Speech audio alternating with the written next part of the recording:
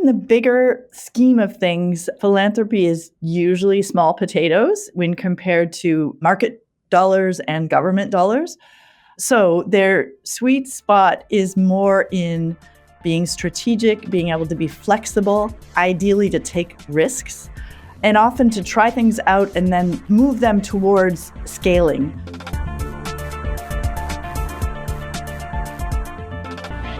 Hello, everyone, and welcome to episode 3 of season 4 of the Ecopolitics podcast. This is a podcast for students and researchers studying environmental politics. I'm Peter Andrée from Carleton University, and I'll be your host today. Ryan Katz-Rosene from the University of Ottawa will be back in the host seat for our next episode. This season's theme is the ecopolitics of the Anthropocene. In this episode, we explore the role of philanthropy, specifically family foundations, in supporting the transition to sustainability. We'll examine how philanthropic foundations are getting involved in the sustainability transition in general terms, and on the transition to sustainable agriculture in particular. This conversation builds on work that both Ryan and I were involved in last year through the Transition Accelerator, along with a broad group of researchers, advisors, and funders that included both of today's guests, Beth Hunter and Lorne Johnson. So before we dive into this topic, let me introduce our guests. Beth Hunter is the founder of FoodBridge, which is a nonprofit organization that works with farmers, food companies, crop advisors, investors, governments, and many others to shift the fundamental conditions for agricultural producers towards sustainability. Prior to founding FoodBridge, Beth was program director at the McConnell Foundation, leading the Sustainable Food Systems Initiative. She's also a co-founder of Equiterre, an organization that listeners to this podcast know from season 1, and its community-supported agriculture network. Before that, Beth coordinated Greenpeace Canada's campaign on responsible seafood sourcing in supermarkets. So welcome to the Ecopolitics podcast, Beth. I'm so glad you can join us today. Great to be here. And our second guest today, Lorne Johnson, is Vice President of IVEY Foundation, a family foundation dedicated to supporting Canada's transition to a net zero economy.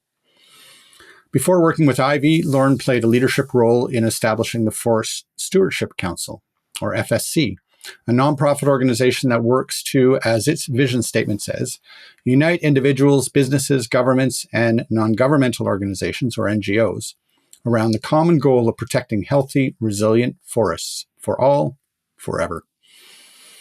Lorne also spent 10 years with World Wildlife Fund Canada, during which he established and led partnerships with several forest products companies. And the last thing I'll say about Lorne today is that he's also a founding director of the Clean Economy Fund, which is a focused collaborative of philanthropic foundations. So I'm mentioning these parts of Lorne's bio, and there'll be more on the website if you want to learn more about both our guests, because I expect we'll talk about some of these initiatives today. So welcome to the Ecopolitics podcast, Lorne. Thanks, Peter. Great to be here. Great. So my first questions are going to be for you, Lorne, and then we'll bring Beth into the conversation. And I'll start with a quick question, given our theme. Yeah. What is the philanthropic sector, and where does IVEY fit into that sector? Yeah, I mean, the philanthropic sector is quite broad. And if you take a broad definition of philanthropy, which is, generosity towards others, you could expand it quite broadly. I think for the call today in the podcast, you've defined it, I think, appropriately narrowly, which is private foundations, often family foundations, the Weston Foundation, the Metcalf Foundation, etc. These are foundations set up by families that have accumulated wealth, usually through businesses they've run. IVEY started, as many foundations do, doing everything. But when you're small, which we are, relatively speaking, it's hard to do everything and do it well. So starting in the early 2000s, we decided to focus on one thing. And we focused on forests and forest conservation in Canada and the improvement of forest practices. We did that for 10 years. I think we actually had a decent amount of progress and success, not just driven by ourselves, but by lots of other foundation partners in Canada and the US. And today our program is focused on, it's called the economy and the environment, but essentially it's about accelerating the transition to a net zero economy into sort of a prosperous, decarbonized economy in Canada. Great. And is it true that the IVEY Foundation is trying to put itself out of a job by spending all of its money? Indeed, we are. We a year and a half ago announced we are shutting our doors. So we are going to be wound down by the end of 2027. And that means we are spending down our endowment. And how these foundations work typically is you basically have an endowment of X amount of money. You earn interest on that, appreciation of stocks and things like that. And that's what you spend and give out on an annual basis. That way you sustain the foundation for, arguably in perpetuity. We've decided to spend down, and that's mainly a reflection of, I think, the juncture that we feel we're at in Canada in the overall energy transition, and the fact that, we're getting close to a tipping point and perhaps spending what funding we had all at once over a sustained period of time might be better than giving it out in drips and drabs over decades. Great. Listeners to this podcast have learned that it takes a lot of actors, from businesses and governments and academics and the nonprofit sector for starters, to shift our society from a pathway of unsustainable production and consumption to more sustainable paths within the context of capitalism. And I think this last bit needs to be emphasized because we've had some episodes and some guests that really challenge whether we're working within the right system. But philanthropy definitely exists within this system, and is family foundations, their wealth is often accrued through the capitalist system. And now they're in this position to use that wealth to encourage different kinds of activities. I wonder if you can just speak a bit, Lorne, about what's your theory of change? Where do you see philanthropy fitting into this transition to sustainability? Sure. I will say this is IVEY's theory of change, Peter. There is no one correct theory of change. That's why they're called theories. We sort of adhere to a theory that was actually written by a fellow by the name of Chris Rose, who wrote a book called How to Win Campaigns. He was the head of campaign design for Greenpeace International. It's a great book for your readers if they're interested. You can read it on a weekend. And Chris says, almost regardless of the issue, one can identify two main variables that predict whether a problem, let's say a sustainability problem or any other kind of social ill, a health problem in society, get addressed. And the two variables are public perception of urgency of the problem, and the other one is public perception of solvability. We completely agree with that. And we have found just in our own work that anything that is seen as both solvable and urgent generally gets tackled and solved by businesses, by governments, voluntarily by people. And so that is our theory. And depending on the issue we're working on, we start by understanding, well, where does that issue fit in that little X and Y chart of urgency and solvability? Great. And I want to ask you maybe some of your experience on specific examples of that. But, I haven't been bringing Beth into the conversation yet. And so I'd love to do that here. And Beth, ask you, because you've also worked for family foundations and you've also worked in the nonprofit sector and you work with business. What's your perception of the sweet spot, if you will, or the place where philanthropic foundations can really have an impact in moving this transition forward? In the bigger scheme of things, philanthropy is usually small potatoes when compared to market dollars and government dollars. So their sweet spot is more in being strategic, being able to be flexible, ideally to take risks, and often to try things out and then sort of move them towards scaling. And then when you get to that scaling point, you need to generally have all those other actors, the market actors, government actors, and others. So yeah, I guess it would be around being nimble and risk-taking. Yeah, fascinating. I know a lot of our listeners may not have thought about philanthropy as a sector and its role in these kind of social change processes. So maybe I'll turn back to you, Lorne. Can you kind of give us an example of where philanthropy has engaged, maybe either on forestry or energy, or two areas that you've worked, and what did it do to kind of move the needle, so to speak? Let's pick forestry. It's maybe a little easier one. I would say, other than in British Columbia, Peter, where you've got big mountainsides that show the results of logging, that there really wasn't much public concern in the 1980s and the 1990s in Canada on the health of our forests, the impact that forest management was having. And so, there's a rule of thumb in our world that there's no point offering a solution or promoting a solution for which the people that you're promoting it to don't realize they have a problem. And and in this case, it was governments that were really not accepting that they had a problem, the forest industry and others. And so there was a very concerted effort by foundations, often working with scientists and university researchers, to raise the alarm bells about what was going on in our forests in Canada, declines in all sorts of environmental indicators. And there was pressure on the IKEAs of the world and the Home Depots, which then put pressure on the forest companies and the governments. So it was a period, I would say, of a decade and a half of almost destabilization before there was an appetite for solutions. Then at that stage, there was an appetite for them. But again, there's no point pushing solutions when there's no acceptance of a problem. And our role was to help with credibility using science, but point out the problems. Yeah, so I can really see your headlines before were urgency and solvability. And so it was bringing the urgency onto the radar. Yeah. And I also see some of what Beth was talking about in terms of being strategic, flexible, and maybe taking risks to get involved in a sector where work was needed. So now tell me about the actual work, because I gather that Family Foundation supported the raising of the alarm, but then it sounds like they were also part of trying to find solutions.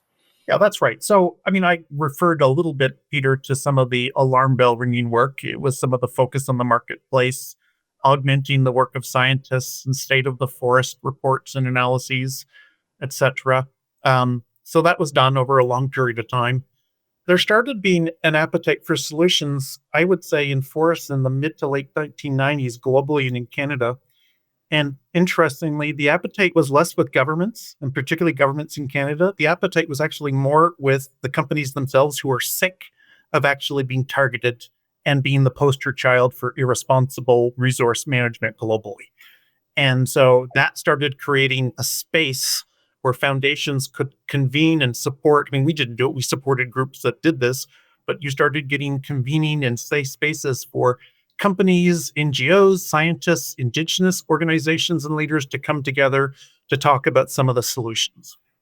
Yeah, fascinating. I hear what you're saying, Lorne, that there's this zone of action between foundations funding NGOs, targeting companies directly rather than always working through the intermediary of the state. And I think this also relates to some of the work that Beth has been doing in the environmental sphere over her career. So, Beth, do you have thoughts on what's that like? So I think that there's a really important role for civil society organizations shining a light on the problem and, holding feet to fires around important, urgent issues. So I was working at Greenpeace on the sustainable seafood campaign, which was targeting supermarkets, Canadian supermarkets, and essentially asking them two things. One, to stop selling seafood on the red list of species that were overfished or destructively fished, and to develop sustainable seafood policies. And my experience was it was a really effective and positive strategy. Greenpeace had scientists that were able to, develop the list of species that should be on the red lists and also give examples of policies. And while at first companies were not very responsive, after a couple of years of putting out a report and a ranking of retailers on where they stood on sustainable seafood, they actually started coming back to us and every year at the time of the report writing and saying, hey, we have a new policy. Can we include this? Or we just started this new initiative. We want to make sure it gets into the report. And yeah, it can have a big impact. That's fascinating. And I know my students often assume that it's the state that has to intervene, that the state has to do the regulation. But I'm hearing that there's other modes of change here. And I wondered, Lorne, what difference does it make? I'll be a bit controversial here, Peter, in that I think even when groups and individuals like Beth and myself have historically embraced non-policy or non-regulatory approaches, or let's call them market-based mechanisms, it's still ultimately all about policy in the state. It does come back to it, because by doing that, by actually striking partnerships and agreements with the private sector to voluntarily do the right thing, whether it's on the notion of a forest company recognizing a community, indigenous community's right to free, prior, and informed consent, or to dramatically change their logging practices. The fact that they do that, and the fact that then they're still profitable in doing that, and you maybe get a couple of other companies doing that in that sector, in that country, it all of a sudden actually creates the space for politicians to actually regulate. Because the argument that they often hear from, defenders of the status quo and incumbents that this can't be done, it'll bankrupt us. All of a sudden you got some companies doing it. Like back to Beth's thing about you've got fishing companies changing their fishery practices. You've got forest companies changing how they engage and work with and cooperate with indigenous communities and dramatically changing their clear-cutting practices. And governments often will then follow. So I think people often see it as a bit of a dichotomy or a binary thing. Oh, you pursue policy or you go alternative. And the reality is usually the alternative, the market side, Peter, is the way to create the space for governments to regulate. Yeah, that makes a lot of sense, Lorne. And we've been talking about forestry and fisheries, and now I'm going to pivot to talking about agriculture and sustainable agriculture.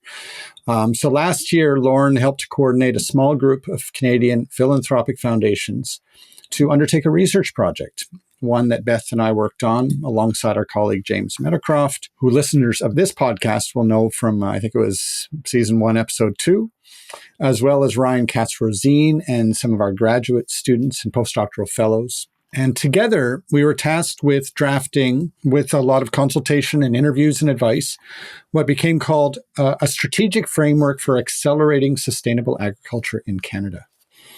The focus was on how philanthropic foundations could support action in this sector that moves the needle towards more farms adopting more sustainable practices.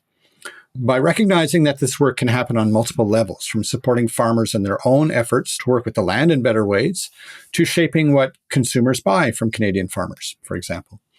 So the full report is just under 100 pages, and I won't summarize it all here, but I thought I would outline, maybe with Beth's support here, the 3 broad themes that we touched on in the report. The first was that we encouraged philanthropic funders to highlight critical challenges of environmental sustainability and advocate for action. And I wonder, Beth, maybe you can just provide an example of what's meant by that. I think it's really around finding ways to bring to public attention issues that, as Lorne was mentioning at the top, need to have a public perception of urgency in order for action to happen. So a couple of examples would be around pesticides, which is, an ongoing issue. And unfortunately, it's like a whack-a-mole. As soon as one pesticide gets regulated, then there's 5 more that come onto market. So there really is a need for a watchdog. And civil society often plays that role of being the watchdog. Another issue would be on biodiversity, which is an ongoing critical issue globally, including in Canada. And, needing to have the research, but have it go beyond the ivory tower and into the public sphere so that normal, everyday people and media are hearing it and are getting a sense of where we're at and what we need to do. Great, thanks. And as is obvious with your example, and I think some of the previous discussion, it's not like family foundations are going to be knocking on the pesticide company's door directly, but it's by supporting NGOs and maybe researchers and others, a broad variety of actors who know their stuff and who can bring it to the public's attention or to the company's attention, right? Yeah, totally. Yep. Okay. And so the second area that we were encouraging philanthropic funders to work in sustainable agriculture is around the promotion and adoption of more environmentally sustainable approaches, practices, technologies, and systems. So what would be an example of that? Well, I think our challenge is that there are so many, and this is a real good example in the overview of this work. One of the observations that we were making and that James Meadowcroft really held was the fact that agriculture is at a relatively early place in the transition. And so there are many different ideas and approaches to how to make agriculture better. There's conservation agriculture, regenerative agriculture, sustainable agriculture, organic agriculture, agroecological, indigenous. And I think our point was that all of these approaches need to be supported. And, I think some are probably more strategic than other. I will be a little self-interested because I work a lot on regenerative agriculture in saying that I think that regenerative agriculture is at a kind of a wave developing. And it was something that we highlighted in the report, that it's an opportunity that's been emerging alongside other approaches, but where there's been really a momentum that has the potential to bring it to scale. We both in the report highlighted the diversity of approaches and solutions, but also made some specific priority recommendations. Yes, we observed that there's a lot of buzz around regenerative agriculture, both at the farm level and within companies and their shareholders. And so there's a nexus of opportunity there. And this also speaks to another place where philanthropy comes to play, because we've talked about them supporting, say, activists to raise a flag and say there's something wrong. But there's another level of activity, which is supporting the sharing of knowledge and practices among, say, farmers in this case. We have learned, and there's lots of research on it, that farmers like to learn from each other more than anybody else. And they have their organizations for sharing their practices. And so this is a place where philanthropy can support the field days and the farm visits and the sharing of knowledge at that level, right? Okay, and then this third area is build a more diverse and innovative agri-food policy ecosystem and a broader conversation about the future of agri-food. Do you want to say a little bit about that? Yeah, I think the point about the traditional and still current agri-food policy scene in Canada is that it's been historically dominated by a few key industry players. And of course, industry players and farmers should have a role in determining what the policies are. But I think our observation was that for the transition that's needed to happen, we need to have a more diverse policy ecosystem. And we particularly highlighted some of the smaller regional farm groups that often don't have the same clout that big commodity organizations do, or traditional farm organizations that have, kickoff funding sources. So that was one, regional farm groups. And then the other was just civil society, a broad range of civil society organizations that all have, an interest also in having sustainable food systems and finding ways to support their voices in policy spaces. We thought that was really important. And I will say this is an area where foundations have for a long time played a really important role in helping charities and nonprofits to, sometimes they're the only one among a group of industry within a consultation or a sort of a lobby space. And it's really important to have those voices. So we were wanting to promote that and have it grow. Great. Thanks, Beth. And I'll turn back to you now, Lorne, because I believe we produced that report in late September of 2023. I remember getting good response, certainly from some of the farm organizations and NGOs. I was surprised that a diverse number of actors were pleased at the way we pulled together what's actually a pretty complex landscape, and maybe a difficult one to bring about change in because of that complexity, the different crop types in different parts of the country. And there's a lot of different things going on, because some commodities are produced for export, some for domestic markets, and so on. So I wonder, Lorne, what's happened with it? Well, I'll start by saying I think we all agreed it was a pretty darn good report. Our only complaint was that it was way too long. So we very much appreciated the 10-page executive summary. Here's what we've done with it. Well, one, it's informed our way of thinking. It was actually, whether it was intentional or not, consistent with that theory of change I was referring to earlier that IVEY adheres to about solvability and urgency. And you folks, you had, basically grouped things under those categories. And so I think that's been helpful simply from a strategic framework perspective. They are actually now working on a project that was essentially recommended in the report you folks did, that they're calling the State of Ag and the Environment Report /campaign.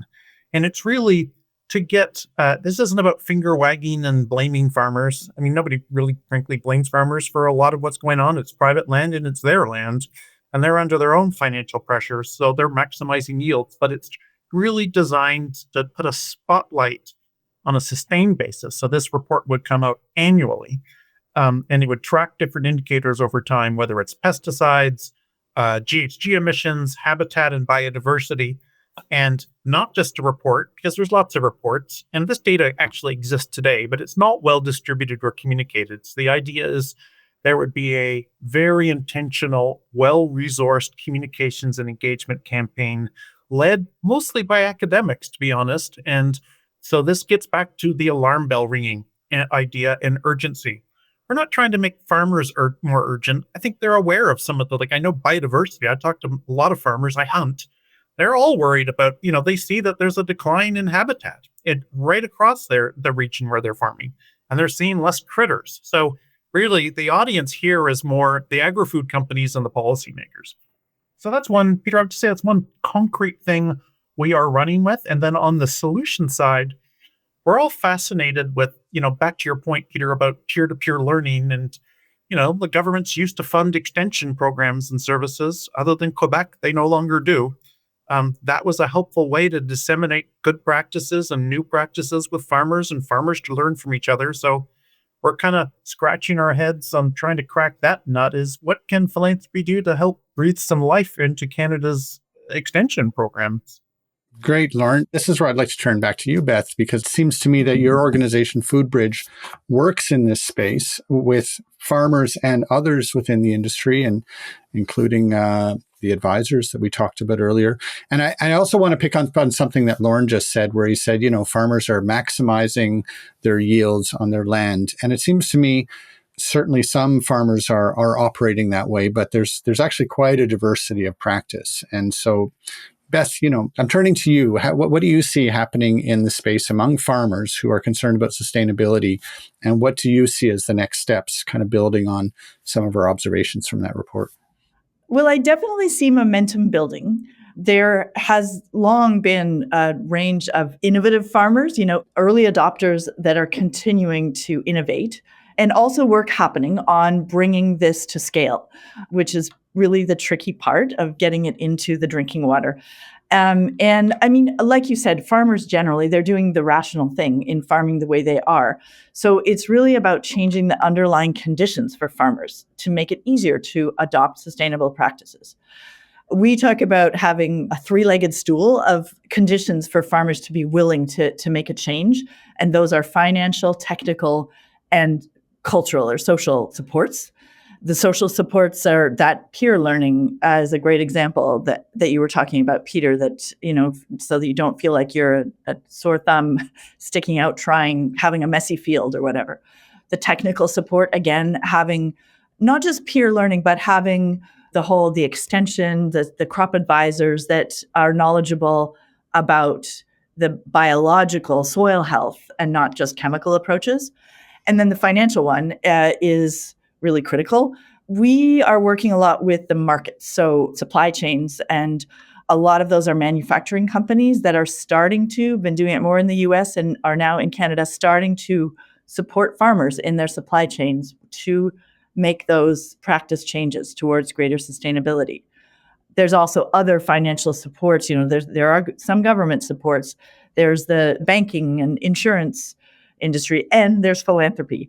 And I will just say that I think that one of the solutions is really stacking those financial supports and having a diversity of ways that farmers are encouraged and able to take the transition risks that are needed.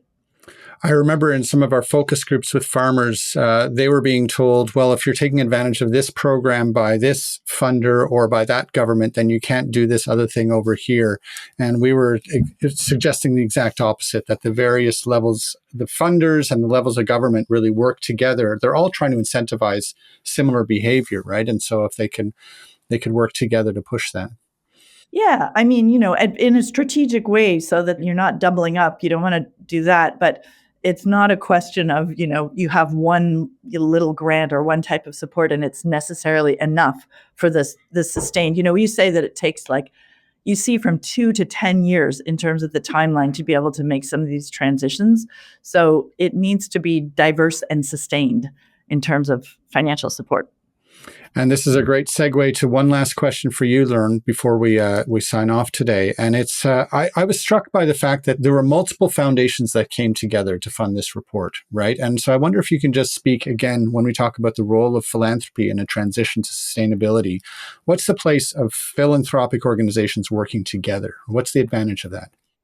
Well, I mean, the advantage is simply that the change that is required in almost every one of these systems. We're talking agriculture here. You could talk about our energy systems, for example, and essentially how we drive our economy and our society and produce emissions. That is one of the most complex systems. Ag itself is a very complex system, multiple producers, different crops, etc.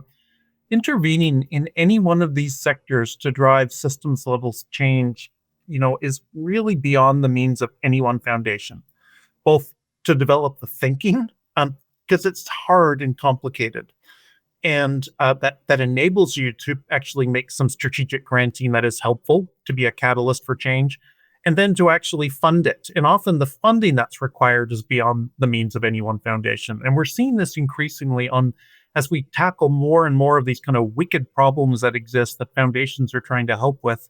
They're having to come together and pool the resources. Well, this has been a really interesting conversation, introducing some of our listeners to a sector they may not really have thought about in the transition to sustainability, and yet some of them may be working for that sector after their time at university, and seeing how that sector interacts with non-government, nonprofit organizations like FoodBridge, businesses, farms, forestry companies, fisheries, supermarkets. It's quite a complex ecosystem. And it's been really interesting to think about the role of philanthropy in all of that. I think this is where we're going to leave it for today. So I want to say thank you to our guests, Beth Hunter and Lorne Johnson. And I just want to remind everyone that the full bios for our guests are available on the website. There's also helpful teaching materials there. There'll be additional resources, the reports that we referred to, the book that Lorne referred to. We'll make sure there's a link to that, so you have all of it available on the website. ecopoliticspodcast.ca is the name of the website. And I'd like to offer a big thank you to our producer, Kaylee McIntosh, our editor, Nicole Bedford, and our technical and artistic design guru, Adam Gibbard. So thank you all and take care, and we'll speak to you in our next episode.